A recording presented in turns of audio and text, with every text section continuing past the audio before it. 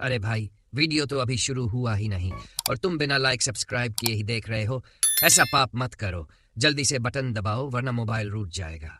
कहानी की शुरुआत होती है देविका नाम की महिला से, जो आज बाकी दिनों के मुकाबले थोड़ी देर से उठती है। उसका पति सुजीत उसे गुड मॉर्निंग कहता है और बताता है कि वो सोते वक्त कुछ बड़बड़ा रही थी, लेकिन देविका को इस बारे में कुछ भी याद नहीं आता। कुछ समय बाद सुजीत ये नोटिस करता है कि देविका के एक कान की बालियां गायब है। ये सुनते ही देविका थोड़ा घबरा जाती है और वह घर में हर जगह उसे खोजने लगती है, लेकिन वह बाली नहीं मिलती।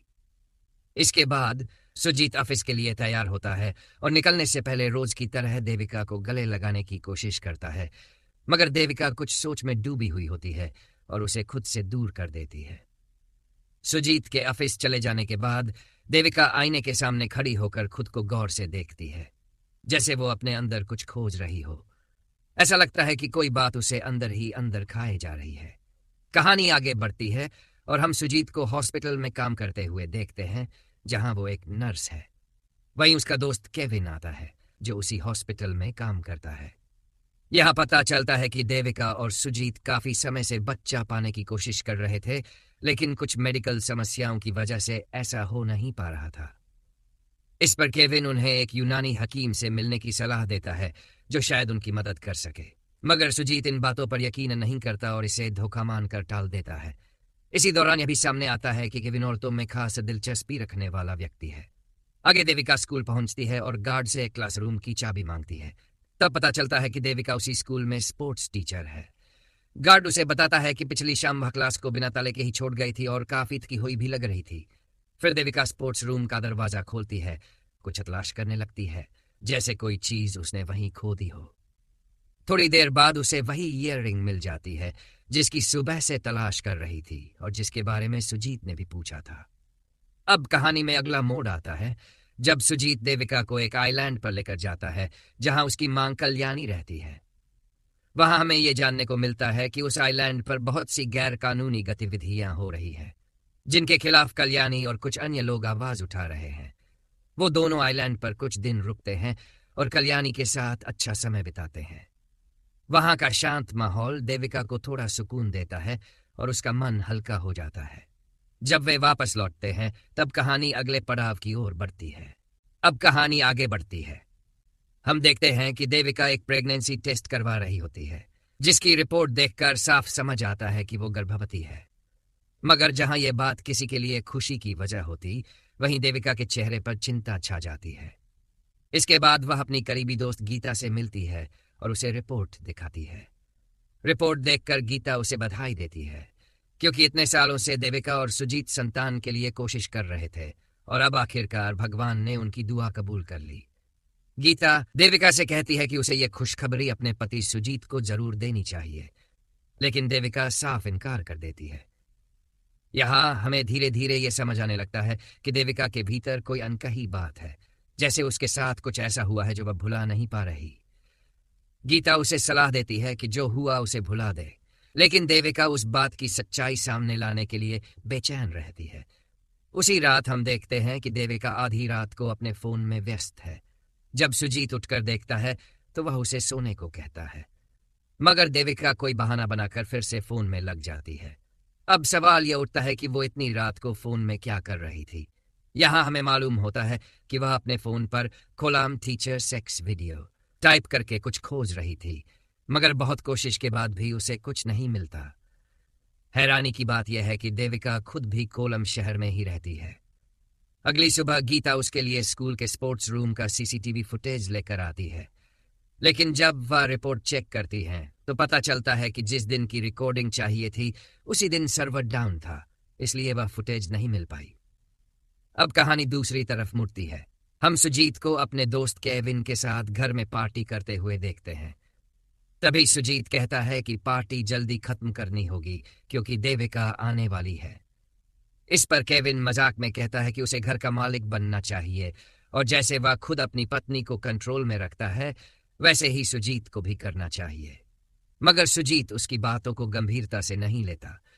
थोड़ी देर बाद केविन उससे सिगरेट मांगता है और जब सुजीत सिगरेट ढूंढने लगता है तो गलती से उसे देविका की प्रेगनेंसी रिपोर्ट हाथ लग जाती है। ये देखकर सुजीत बहुत खुश हो जाता है। उसे लगता है कि शायद देविका ये बात छिपाकर उसे कोई खास सरप्राइज देने वाली है। इसलिए वह सोचता है कि जब सही समय आएगा देविका खुद ही सब बता देगी। अगले दिन हम देखते हैं कि देविका अपने फोन में किसी का प्रोफाइल देख रही होती है। उसी वक्त वह सुजीत से कहती है कि उसे अपनी माँ के घर जाना है क्योंकि माँ की तबीयत ठीक नहीं है। सुजीत साथ चलने की पेशकश करता है, मगर देविका मना कर देती है और अकेले ही निकल जाती है। अब ट्विस्ट आता है। हम देखते हैं कि देविका अपनी माँ के घर जाकर एक लड़के संदीप के घर पहुंचती है। उसी दिन संदीप के भाई अखिल की शादी हो रही होती है। संदीप देविका से पूछता है कि वह अचानक यहाँ क्यों आई है, तो देविका एक बहाना बना देती है, मगर असल में देविका वहां कुछ खास जानकारी जुटाने आई थी। देविका संदीप से उसके दोस्तों के बारे में पूछती है और ये जानना चाहती है कि वे इस शादी में क्यों नहीं आए। तब संदीप दी बताता है कि उन्होंने अंतिम समय में मना कर दिया। यहां से हमें यह साफ हो जाता है कि देविका असल में संदीप के उन दोस्तों को ढूंढने की कोशिश कर रही है, पर क्यों, यह अब भी एक रहस्य बना हुआ है। रात के समय जब संदीप उसे छोड़ने की बात करता है तो देविका उसकी बात मान लेती है। रास्ते में बातचीत से हमें यह पता चलता है कि संदीप दूसरे स्कूल का स्टूडेंट था और वह अपने दोस्तों के साथ स्पोर्ट्स प्रतियोगिता में भाग लेने देविका के स्कूल आया था, जहां देविका स्पोर्ट्स टीचर है। अब यह साफ हो जाता है कि देविका उसी स्पोर्ट्स इवेंट के दौरान कुछ ऐसा जान चुकी है या उसके साथ कुछ हुआ है जो वह आज तक भूल नहीं पाई और उसी की तह तक जाने की कोशिश कर रही है। अब कहानी उस सच्चाई के और करीब पहुंचती है। देविका एक बार फिर संदीप से उसके दोस्तों के बारे में घुमा फिरा कर सवाल करती है, लेकिन संदीप पहले की तरह ही बात को टाल जाता है और साफ कहता है कि उसे कुछ नहीं मालूम। कुछ देर बाद देविका एक बहाना बनाकर कहती है कि उसे बस देखनी है और वो गाड़ी से उतर जाती है। जाते जाते वो जानबूझकर अपना पर्स संदीप की कार में ही छोड़ देती है और बाहर कुछ देर तक इधर उधर वेट करती है। थोड़ी देर बाद वो वापस आती है, अपना पर्स लेती है और कहती है कि उसे बस मिल गई है। अब जब वह बस में बैठती है तो सबसे पहले पर्स खोलकर अपना फोन निकालती है और यही हमें एक बड़ा खुलासा देखने को मिलता है। देविका ने गाड़ी से उतरने से पहले अपने फोन की वॉइस रिकॉर्डिंग ऑन कर दी थी। वो जानना चाहती थी कि उसकी गैर मौजूदगी में संदीप किसी से क्या बातें करता है। फोन में रिकॉर्डिंग सुनने के दौरान जो सच सामने आता है वो देविका को अंदर तक हिला कर रख देता है। संदीप ने कॉल पर बात करते हुए कहा कि स्पोर्ट्स डे वाले दिन स्कूल छूटने के बाद उन्होंने देविका को चॉकलेट खिलाई थी जिसमें नशे की दवा मिली हुई थी। उसके बाद जब देविका बेहोश हो गई तो उन्होंने उसके साथ शारीरिक संबंध बनाए और उसकी तस्वीरें और वीडियो भी बना ली। ये सभी कंटेंट आज भी उनके पास सुरक्षित है। यही वजह है कि देविका प्रेग्नेंट है और ये बच्चा सुजीत का नहीं बल्कि उसी घटना का परिणाम है। ये सब सुनकर देविका पूरी तरह से टूट जाती है। उसकी परेशानी की असली वजह अब हमारे सामने आती है। वो इसीलिए इतनी परेशान थी क्योंकि उसे इस बच्चे की सच्चाई मालूम थी। उसने इसीलिए सुजीत से ये सब छुपाया। उस रात जब वह अपने फोन में कुछ खोज रही थी तो वो यही जांच रही थी कि कहीं वो वीडियो इंटरनेट पर तो नहीं डाला गया। सौभाग्य से ऐसा नहीं हुआ और अब यह भी स्पष्ट हो जाता है कि उसी दिन उसकी ईयररिंग स्पोर्ट्स रूम में गिर गई थी क्योंकि वही घटना का स्थान था। अगले सीन में हम देखते हैं कि देविका अपनी बहन से सब कुछ सच सच कह देती है। उसकी बहन उसे गले लगाकर रोती है, उसे ढांढस बंधाती है, लेकिन दोनों को पता होता है कि सिर्फ सहानुभूति से कुछ नहीं बदलेगा। वहीं दूसरी ओर सुजीत अपने फैमिली डॉक्टर से मिलने गया होता है और वहीं उसे एक झटका लगता है। डॉक्टर उसे बताता है कि देविका अबॉर्शन करवाने वाली है। ये जानकर सुजीत का दिल टूट जाता है। उसे तो यही लगा था कि ये बच्चा उसका है। वहीं अस्पताल में एक कपल अपने नन्हे बच्चे के साथ आता है, जिसे देखकर सुजीत का दिल और भी पसीज जाता है।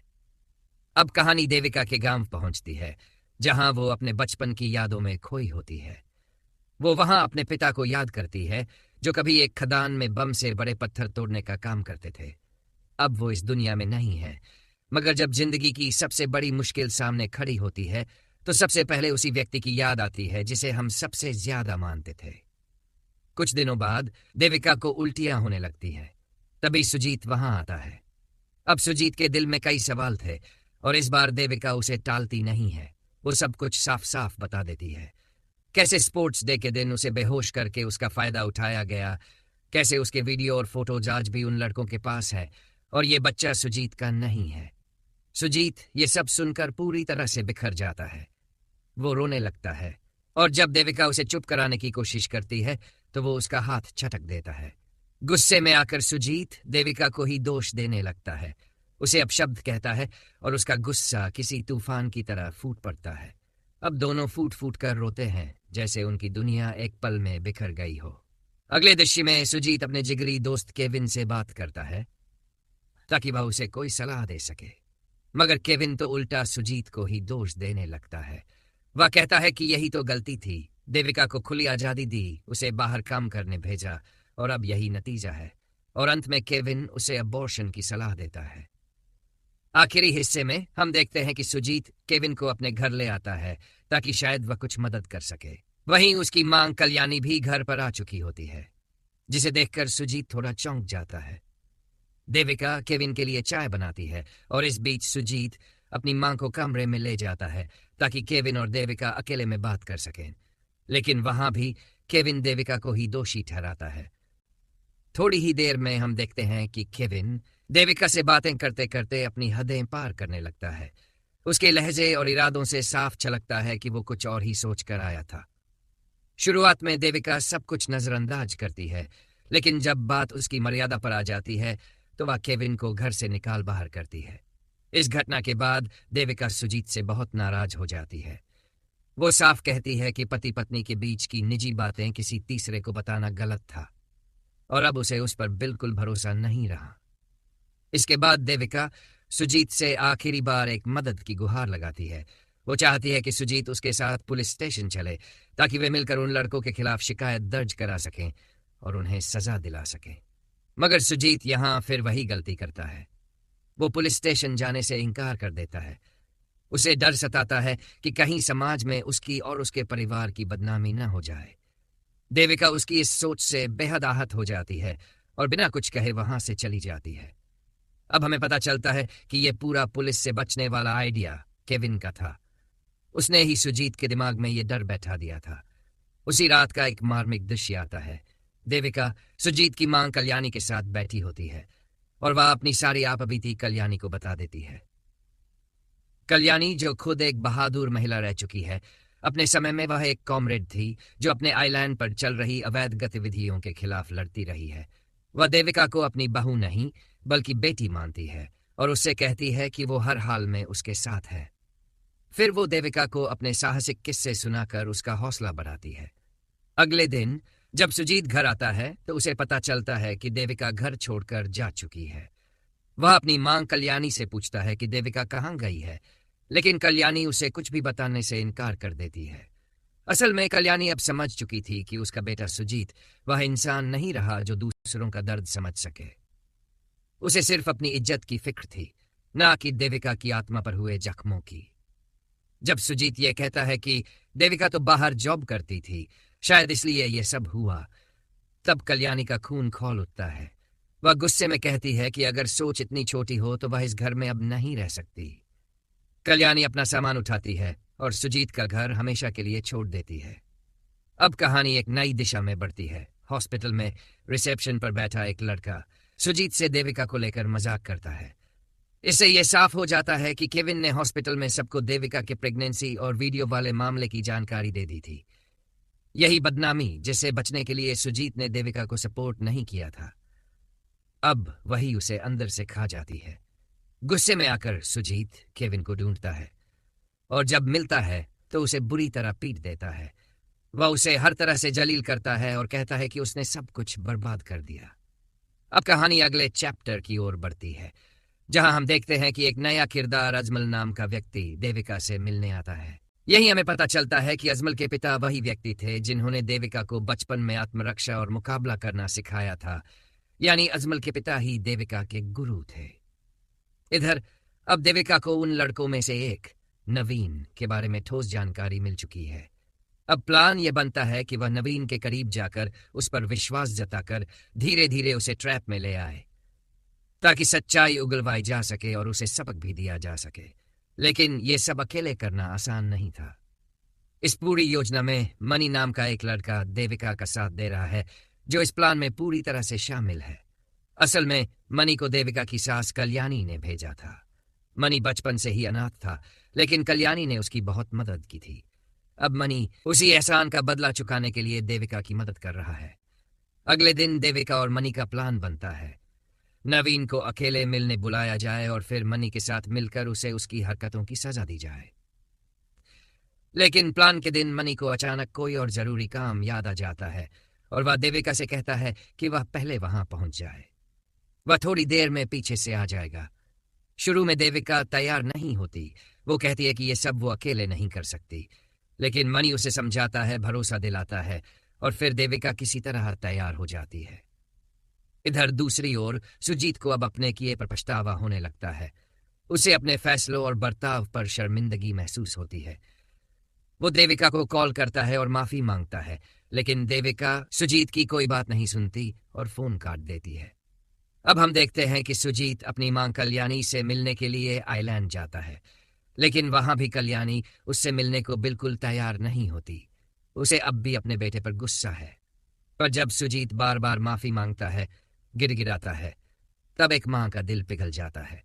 वो उसे माफ कर देती है, क्योंकि मां चाहे कितनी भी नाराज हो, आखिरकार मां ही होती है। बच्चों की गलतियां भी माफ कर ही देती है। अब कहानी फिर लौटती है देविका पर। वो नवीन के कहने पर एक लॉज के रूम में पहुंचती है, ताकि वह नवीन को यह यकीन दिला सके कि वह उसी काम में दिलचस्पी रखती है जिस वजह से नवीन ने उसे बुलाया था। जैसे ही देविका कमरे में दाखिल होती है, नवीन धीरे धीरे उसके नजदीक आने की कोशिश करता है। देविका बात को टालते हुए वॉशरूम जाने का बहाना करती है और अंदर जाकर मनी को कॉल लगाती है, लेकिन कॉल नहीं लगता। अब देविका घबरा जाती है। वह अकेले इस स्थिति में नहीं रहना चाहती थी। फिर भी कुछ देर बाद वो खुद को संभालती है और कमरे से बाहर आती है। तभी नवीन अचानक पीछे से उसे पकड़ लेता है और जबरन क्लोज होने लगता है। देविका को झटका तब लगता है जब नवीन उसे एक जोरदार थप्पड़ मारता है। वो चौंक कर पीछे देखती है और वहां सिर्फ नवीन ही नहीं, बल्कि उसके तीनों दोस्त भी खड़े होते हैं। अब हमें इस मोमेंट पर एक और बड़ा खुलासा मिलता है। असल में नवीन कभी भी देविका के ट्रैप में नहीं फंसा था। उसे पहले से ही शक था कि देविका कुछ साजिश कर रही है, इसलिए उसने अपने बाकी तीनों दोस्तों को भी उसी लॉज के कमरे में बुला लिया था। अब ये चारों देविका को धमकाने लगते हैं। वो कहते हैं कि उनके पास जो तस्वीरें और वीडियो है वो चाहे तो ऑनलाइन डाल सकते हैं, लेकिन फिलहाल वो ऐसा नहीं करेंगे। अगर देविका उनसे पीछा छुड़ा ले तो वो सब फाइलें डिलीट कर देंगे। उल्टा वो देविका का मजाक उड़ाते हैं, उसे गालियां देते हैं और कहते हैं कि यहां से निकल जाए, वरना अंजाम और बुरा हो सकता है। नवीन जब जाने लगता है तो जाते जाते भी वो अपनी घटिया हरकत से बाज नहीं आता। वह देविका को जबरन किस करता है। इसके बाद वह कमरे की कुंडी खोल देता है और उसे साफ कहता है कि अब वह यहां से निकल जाए और दोबारा कभी नजर न आए। मगर देविका अब वो कमजोर और घबराई हुई औरत नहीं रही। उसका दिमाग अब बिल्कुल साफ हो चुका है। उसके भीतर बदले की ज्वाला धधक रही होती है।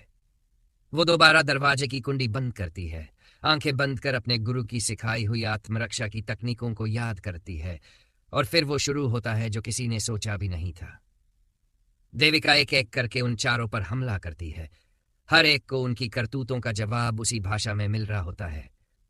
हालांकि इस लड़ाई में देविका को भी गंभीर चोटें आती है, लेकिन उसका हौसला नहीं टूटता। कुछ देर बाद मनी वहां पहुंच जाता है और अब ये दोनों मिलकर उन चारों की जमकर धुलाई करते हैं।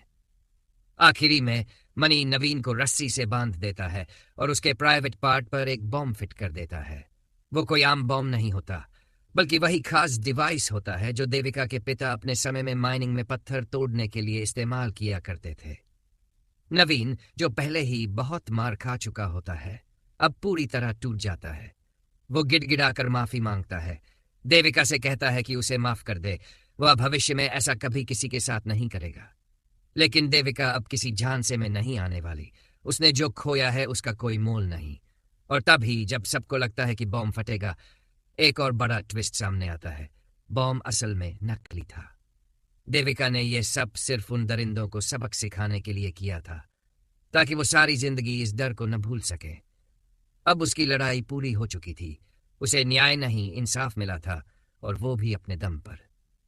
कुछ हफ्तों बाद हम सुजीत को फिर से देखते हैं। अब वो सचमुच पछता रहा होता है। वो देविका से मिलने आता है और फिर से माफी मांगता है। लेकिन अब देविका की जिंदगी बदल चुकी है। वो अब पहले जैसी नहीं रही और अब उसे किसी सहारे की जरूरत भी नहीं। देविका उसे स्पष्ट कहती है कि वह अब उसके साथ नहीं रह सकती, क्योंकि जब उसे सबसे ज्यादा सहारे की जरूरत थी तब सुजीत ने उसे अकेला छोड़ दिया था।